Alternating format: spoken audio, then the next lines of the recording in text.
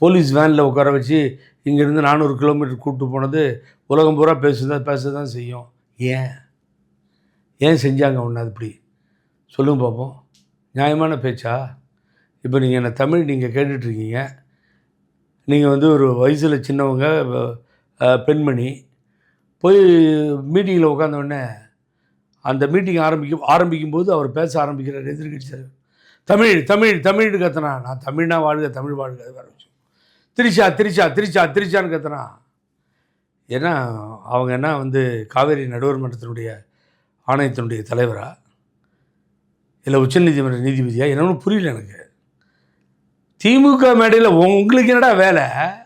அந்த வேலை அதையும் திரிச்சான்னு கத்துறீங்க நீங்கள். என்ன வேணும் உங்களுக்கு அவங்களால? நீயும் சினிஃபீல்டிலேருந்து வர கதாநாயகனாக நடித்து வெற்றின்ற மாபெரும் தலைவனை விஜயை உன்னோட கம்பேர் பண்ண முடியாது. அவர் முதலமைச்சர் ஆகிட்டார். யாரோடையும் கம்பேர் பண்ண தலைவர் எம்ஜிஆர் வழியில் அந்த படத்தில் பாருங்கள், நான் ஆணையிட்டால் அது நடந்து விட்டால் பாட்டு வரும், சூப்பராக வரும். அது அவரை கம்பேர் பண்ண முடியாது. சரி, நீங்கள் சினிமாவில் நடித்து வந்தீங்க. நான் கூட அந்த வடிவேலு அப்பாவை நடித்த படத்தை கூட பார்த்தேங்க, உதயநிதி. இது நடந்ததா இல்லையா? பார்த்தேன். அப்போ அந்த அம்மா வந்து சினிமாவில் ஹீரோயினாக வந்தவங்க. பொன்னியின் செல்வன் படத்தில் அது குந்தை கேரக்டர் ரொம்ப அருமையாக இருக்கும். அந்த கேரக்டர் அது பார்த்தீங்கன்னா அந்த சரித்திரமான ஒரு மூவியில் நடிக்கிறாங்க. நான் ஒன்றும் நடிக்கிறாங்க நல்லான்னு சொல்கிறோம், அதுக்காக நான் ஒன்றும் அவங்களுக்கு ரசிகர் மன்றம் ஆரம்பிக்க போகல. நான் ஓப்பனாக சொல்கிறேன். நான் நடிக்கிறாங்க. இப்போ நீயும் கதாநாயகனாக நடிச்சிட்டு வந்த.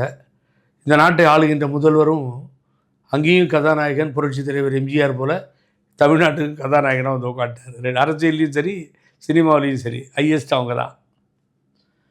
கத்துறாங்கல்ல. நீ ஒன்று நாகரிகம், பண்பாடு. உங்கள் அப்பா சொல்லுவார், யார், ஸ்டாலின், இறந்த தலைவர்களை கூட நான் தவறாக பாராட்ட மாட்டேன். நான் பாராட்டியிருக்கேன், தப்பாக பேச மாட்டேன்னு சொல்லுவார்.